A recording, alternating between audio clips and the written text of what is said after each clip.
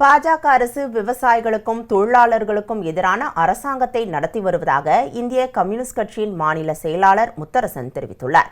உழைப்பாளர் தினத்தையொட்டி சென்னை தியாகராய நகரில் உள்ள இந்திய கம்யூனிஸ்ட் கட்சியின் தலைமை அலுவலகமான பாலன் இல்லத்தில் மூத்த தலைவர் நல்லக்கண்ணு கட்சிக் கொடியை ஏற்றி வைத்தார்.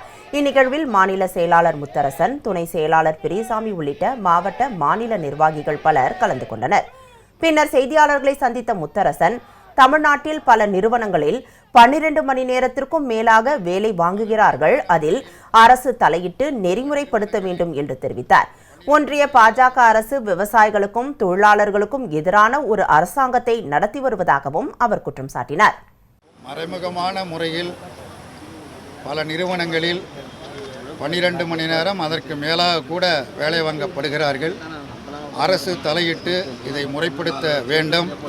அதேபோல குறைந்தபட்ச ஊதியம் என்பதை உறுதிப்படுத்துவதற்குரிய நடவடிக்கைகளை மேற்கொள்ள வேண்டும்.